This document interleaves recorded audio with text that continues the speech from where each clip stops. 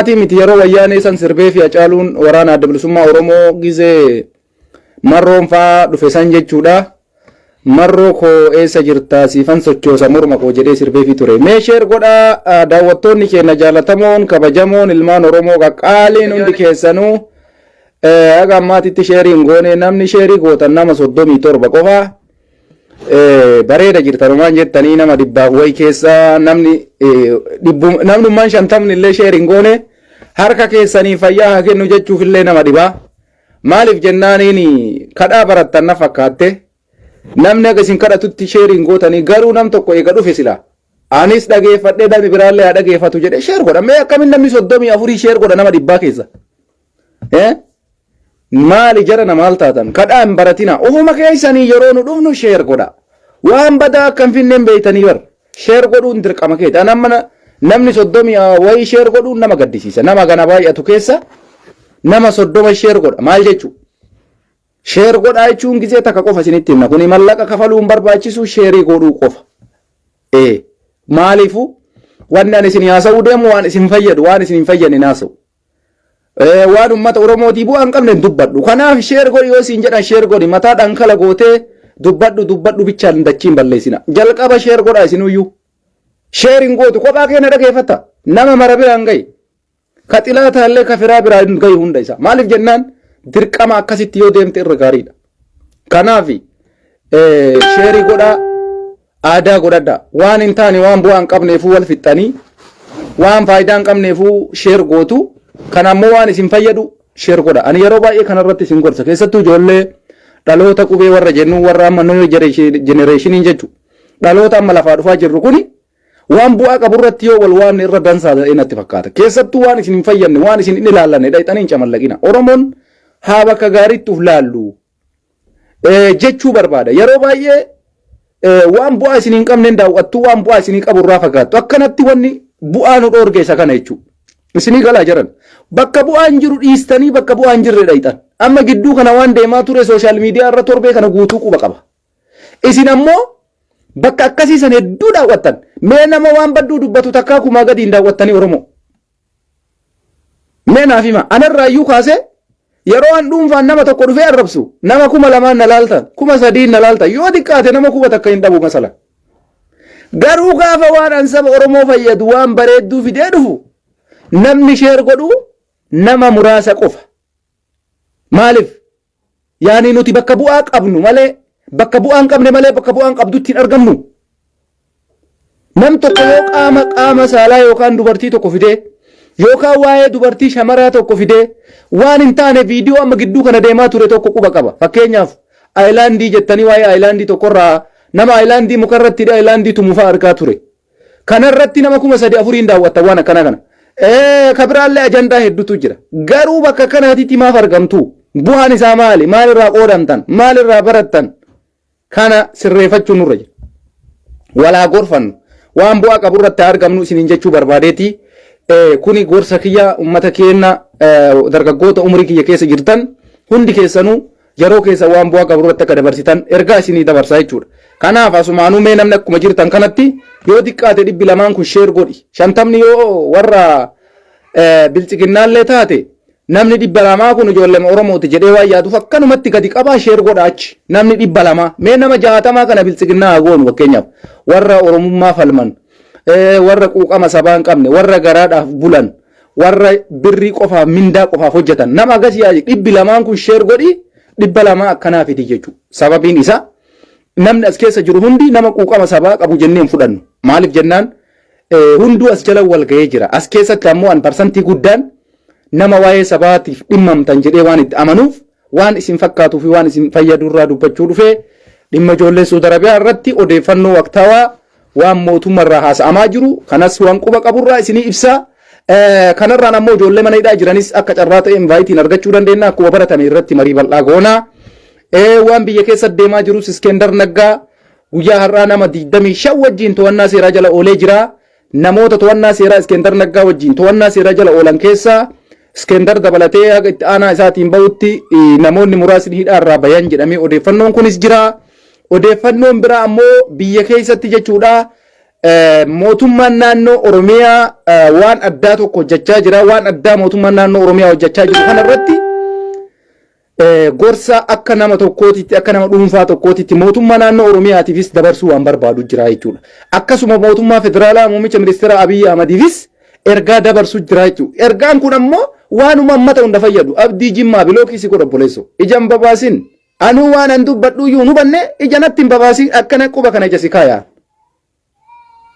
Maal ija babaasaa jala dhufee geejjaa wayiidha. Yaa kii tama dhuydee ma albaatu tanni wajjin rakkannaa bar. Bilookii si godha gurbaan. Baalagee. Bakka wayta namni uma fedhe dubbatu dhufteetuma jalatti waa balleessiti. Eddee maal jechuu? Bilookii sadarkaa meeqaffaa keessa jirta beekta amma nama saglaffaa qabatta bar. Haga ammaatiitti galmee bilookii keessa seenee guruppii jala dachee warra ta'aa jiru jira. Gudanaffaa seenuuf deemta. Bilookii si godha wallaahi carraa siin kennu. Ani waan kun nagarii qabu dubbachaa jira si fayyada dhageeffadhu konkaa. Mataa dhankala godhee dhufee nama jalatti waan hin taane talaga. Dhageeffadhu si fayyada geejjaa wayiidhaaf wallaaltu. Uf wallaaltee bar. Uf bari dura. Waan anaasa'u dhageeffadhu. Nuti xilaata kennallee dhahinee tasgabbiidhaan waan inni dubbatu dhageeffannee saba keenyaaf ergaa dabarsinaa bar. Sii galaa gurbaa. Nuti ummata akkasiiti. Sinii galee kanaafi sheer godhaa. Ummanni Oromoo hundi sheer godhe. Kanaafi waanuma fedhe yoo ta'e waan anaasa'u dhageeffadhu dura. Yoo waan badaa dubbadhe na dhiisii bayi. Garuu bilookii yoo si godhe deebi'uu hin dandeessu bar. Ayyama na gaafattu malee. Na deebisi yoo jette malee sin deebisu. Hammoo sitti isa jaan qabu beeki. Sababiin isaa qunnagarii yoo qabaatte dhageeffadhu. Waan badaa yoo an dubbadhe dhageeffadhu waan badaa dubbatte jedhi na dura dhaabbadhu. Jalqaba maal akka namni haasa'u damma haasaa dhadhaa haasaa waan badatu afaan kiyyaa bayaa beeyta hin beeytu.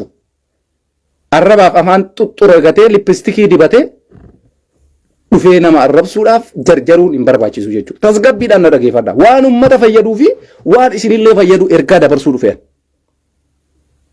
Yeroo ofii kiyyaa nama arrabsuun beeka akka waan badaa dalagaa jiru. Garuu yeroo tasgabbiidhaan waan gaarii haasa'u nama kana waan inni itti yaadu naan galuudhaan. Isinitti hima Oromoo dhugaa rabbii dubbachuudhaaf. Kanaaf ijaan babaasina agrii minaamina natti hin ergina. Wallaahi dhugaa rabbii isinitti himaa. Isin bilook isin goonaan hin deebisu. Gaafadhaa goddanyoota keessan. Nama an bilookii godhe tokkocha garraana jalatti hin deebine. Haga inni dhufee miila qabatee na kadhatutti hin deebisu. Maaliif deebisama? Hin deebisu. Kanaaf akkasitti hubadhu obboleessa. Wannan sitti himu yoo si fayyade si fudhadhu. Anamma fakkeenyaaf isinitti himaan. Haasaa Iskandar Naggaa haasa'u hin dhageeffadhu. Haasaa miidiyaa 316 haasa'u hin dhageeffadhu. Garuu na fayyadaaf hin dhageeffadhu. Maal akka isaan shiran irra xaxan adda baafachuuf dhageeffadha bar. Kanaafuu ammaal dubbadhaaf na dhageeffadhu. Dirqama waan bu'aa si qabu qofa dhageeffachuu hin qabdu. Taayyeen qofaa miti ka dhageeffachuu qabdu. Nas na dhageeffachuu qabda. Deeggaraa taayyee yoo taate waan taayyeen jedhus waan an jedhus adda baaftee ilaaluu sirra jira. Kanaaf bakka kanatti Ahmad sirrii jira bakka kanatti taayyeen sirrii jira. Akkasitti adeemu. Jalqaba haasaa namaa hubadha. Waan an dabarsuu heddu hubadhu. Waan si fayyadu sillee mataa kee. Rakkoon biyya sanii sillee si fayyada. Bu'aa sii qaba. Waan gaarii yoo an dubbadhe waan gaarii dubbatte. Anarra nama mootummaa kanallee gorsaa jiru bira akka kaleessa arrabsaan jiru bar. Falli jiru kana hidhee nama mootummaa kanaayyuu akka gorsaa muummicha ministeeraa tokkotti ergaa dabarsaa fi jiru bar. Sinii galaami. Amma bakka Daani'el Kibriit bu'ee namni abiyyi sirreessaa jiru anaa bar. Sii gala Daani'el Kibriit suutuma dhiibnee moggatti dhiibnee qaallitti darbuudhaaf irra hojjechaa jirran. Kana malee ka barbaachisu caal jettaniituma wanni hin jedhina. Kanaafi koomantiin dubbisu amma booda koomantii dhiisee jira haasaa kiyyatti seenaa. Kanaaf sheer godhuu irraanfatina. Jalqaba dubbii ijoollee Suudi Arabiyaa irraa ka'a. Dubbii ijoollee Suudi Arabiyaa waan gaariitu jira akkuma jedhamaa ture waanuma gaarii jira. Itti aanaa ministeera muummee Dammaqaa Mokonnon dubbatee jira ijoollee Suudii deebisuudhaaf torbee lama kana keessa jechuudha. Ijoolleen kun ammoo ka deebi'uu qaban jalqaba jedhe azaawwantii fi akkasuma dubartootaa fi daa'imman. Nama mana hidhaa san keessatti qaamaan fayyaa hin qabne nama rakkoon irra gahe waan akkanaa kana deebisuuf deemna. Yani nama 100,000 fi 20,000 akkas waan akkasii san fa'aa tilmaamaa jiranii. Isa kana irratti deebisuudhaaf irratti dalagamaa jira. Koreen dhaabatee jira. Kana waan afaan Dammaqaa Mokonnon irraa baheedha. Namoonni kun ammoo dubartiidhaa fi daa'immaniif carraa jalqaba kennina jedhanii muzee geeraa adaraa dabadhuu taa'e obboleessoo. Yaa subhaanallah maal natti haqifta amma dhuftee.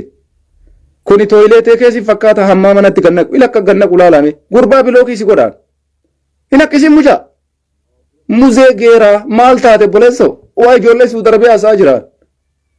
Natti hin akkisiin obboleessa kiyya. Ila ima haqqisaa laala. Takka lama hin akkisiin. Lammaffaa hin akkisiin. Carraa takka bichaa qabda. Sadaffaa dhumateera. Dukkana keessa jiraadhu ilma dukkanaan dhalate. Jimiidha bara nama ifatti ba'uu hin barbaanne uummata akka muzee geeraa jedhamu kana gurra duuchaa bakka agartanitti bilookiidhaan. Gurra isaa calahu itti goota. Bakka waan takka hin dhageeffatu si jala seene. Barumsa takka hin fudhatu. Namarraa waan baratu kun. Ceel alba'uu bicha gasseenee ammaa madaqee fincaa'ee ol deebi'ee nyaatee dhugee gatta'u batatatatat. Bakka as deebi'ee maciisa akka tooyileetee dhaqee as deebi'ee ciisuudha hojiin isaa. Obboleessa hojii jijjiiramuu barbaachisa. Gilookii godheera amma namni nutti alba'u jira. Hin jiru. Hin alba'in na jala dhufte. Hin alba'in. Tooyileetee deebi'ee achitti alba'i. Maal godhaa natti akkisa? Uuzubilla. Hin akkisa bar. Inuma itti adabadhu takka lammaffaa sadaffaa inuma baase ka. Amma booda dhufuu hin danda'u. Isinillee hafuura baafattan uummanni keenya. Sababiin isaa jarri akkanaa kuni warra waa nyaatee dhugee tooyileetee dhaqee baxaxaxaxat godhee as deebi'eetuma ciisu. Kunni wanta akka isin hin fayyadu wallaahi uf jalaa yaasa anatu isin hin jedhe. Hin ammatinaa chokolaataa akkanaa kanneen. Hin ammatin. Namni ammaa madaqee ammaatti fatfatfatfat godhee as deebi'ee ciisu ilma namaatii miti. Mee amma waa'ee ijoollee Suudi Arabiyaa dubbachaa jira. Abiyyi waa jedhaa hin jiru. Ebaluu waa jedhaa hin jiru. Nama tokko qeeqaa hin jiru. Dhimma ijoollee Suudi Arabiyaa waan akkanaattu jiraan jedhe natti dhufee natti gadalbaa bar. Kuni mana kee tooyileetee teessitti hin fakkaatin. Kuni feesbuuka nama guddaati. Feesbuuka Profeesar Ahmad Cululleeti hubadhu. Nama qunnagarii qabu qofa na jala taa'ani. Ani warra akka keessan yookaan aayilaandii qabatee yookaan hudduu namaa qabatee dhufuu miti. Adabadhu sitti maani waan si barbaachisu si dabarsa. Yoo si ta'e fudhu yoo si ta'uu baate ammoo dukkanaan dukkana keessa si jiraachisa jechuudha. Ergaa nama akkanaa kanarraa fudhachuu hin dandeessu. Hundi keessan namni quuqama sabaa qabdan waan gaarii dabarsitan nama akkanaaf jala yaasa. Kuni cal jedheetuma ciisuun alatti waa barachuu hin barbaadu. Jijjiiramuu hin barbaadu. Namummaa isaa keessatti waan ati itti himtu hin fudhatu. Kanaaf akka xixiqqeedhaan dhayaa alatti baasaa isiniin jechuu kiyya. Kanaaf ijoollee teenya ijoollee Suudi Arabiyaa jirtan jabaadhaa sheer godhaa. Waan gammachiisaadhaa torbeen lama fagoo miti. Kana dhugumatti qaama mootummaa itti aanaa muummicha ministeeraa jechuun dubbima dhugaa fakkaataa. Hojiitti hiikamuuf deema nama 100,000 wayi jedhanii kana keessatti ammoo daa'immaniif dubartiin jalqaba galuu jedhamee jira. Itti aansuudhaan ammoo warra qaamaan xiqqoo sammuun isaanii kun rakkoo godhate warra sammuun isaanii rakkoo godhate jarri kunis akka jalqaba irratti bakki kennamee fi deeffamu ka jedhu dammaqaama kun nan afaan isaan irraa dhaga'e jettee namaatii miti kaasuufni kun haasaa kaleessaati. Isa kanarratti waa baay'eetu jira namoonni galchuudhaaf qopheessan waliigalatti nama 100,000 wayii kana deebisuuf karoora qabanii hedduu gaariidha kunummaan jalqabame isteepi maal itti adeemnu sunis ammoo wanti kun waluma jalaa sirraa jira lubbuu nama 100,000 baraaramee taanillee qabsoon ittuma fufaa jechuudha. Kanaaf torbee lama booda furmaaniin argama jennee yaannaa mootummaa Suudii wayii wajjiillee waan gaarii godhaa jirra jedhee jira hedduu nuti barbaachisu amma wanni ijoon kenna ijoollee Suudi Arabiyaati waa hunda caala maaliif jennaan lubbu achitti badaa jirtu ijoollee achi dhumaa jirtu ijoollee achi dararamaa jirtu tana yoo baraaruu baanne akka oromootitti namummaa hin qabnu kana quba qabaadha. Ani kana ciniinnadhee maaliif har'a akkanatti waa'ee kanaa isin haasa ijoolleen Suudi Arabiyaa keessa dhumaa jiran seenaallee nu gaafata rabbiillee nu gaafata ijoolleen kuni qarqaarsa namoomaa keessatti masgiida ijaaruu keessatti rakkataa qarqaaruu keessatti beelaa qarqaaruu keessatti wallaahi eenyuma biraayyuu kaayatanii waa qaban jechuudha. Kanaaf uummata keenya hedduu jabaachuu qabna. Akkuma beekamu kaleessallee Ameerikaa keessatti ijoolleen Ameerikaa baatan Ustaaz Naasir Hamzaa yeroon geesse akkasuma uummanni Oromoo bal'aan galatooma waan gaariidha. Ijoollee teennaa sagalee ta'uun keessan hedduu nama boonsaa waan baay'ee tas nama jedhu. Gama mootummaatiin kanatu jira isiniin jechuu barbaadeeti uummata keenya informeeshinni jiru kana ammaaf tilmaamni isaanii nama 100,000 irraa kaasee 20,000 akkas jedhama. Mee kanumaayyuu yoo deebisan isa hafellee ammoo itti fufa jechuudha sagaleen keenya nama meeqatu achitti hafee nama akkamiittu biyya deebi'aallee kanallee pilaaniin kaa'amee jira. Mee jalqaba dubartiidhaa fi daa'immaniif carraan kennamuun kunis waan gaariidha. Homa sirriidha jedhan hin komannu kanaafis dubartiif daa'immanii fi nama dhukkubsatee achi keessatti wantoota garaagaraatiin jiru jalqaba kun galuulleen karooruma sirriidha. Itti aansee ammoo akka ilaalcha kootiititti warra mana hidhaa kana keessa amata 2-3 jiru jira. Dubartiif daa'immanitti aansee jarri kun deebuu qaban. Ila kun ammallee dhufee laa. Mu'aaz ilma Naasir bilookii si godhaa sillee obboleessoo. Mu'aaz. Yaa Mu'aaz maqaa kana qabattee hin badinii taa'i. Bilookii si godhaa obboleessoo. Maal jettanis hin jiran. Mu'aaz illee bilookii irra kennu. Yoo ammarraa deebistee haqqiste dhugaa rabbii bilookii sirra kaaya. Siifi nama lammaffaan si ta'a. Amma booda deebitee nan dhageeffattu jechuuki. Kanaaf of eeggannoo si barbaachisaa. Siin jedha Mu'aaz yoo dhageeffataa jiraatte. Maqaan kee bareedaadha garuu hojiin kee fokkata. Sirraa hin haqqisinii. Ani waan badaa haasa'aan jiru. Akkasi. Kanaaf kana wanti jiru kana fakkaataa itti aansanii ammoo ijoollee mana Su'uud Arabiyaa hidhaa keessatti waggaa 2 waggaa 3 dhamantu jira. Jarri kunis jalqaba adda durummaadhaan bakki kennamee fi deebuu qaban. Maaliif jennaan miidhamni namaa wal caalaa namni guyyaa 2 mana hidhaa bulee.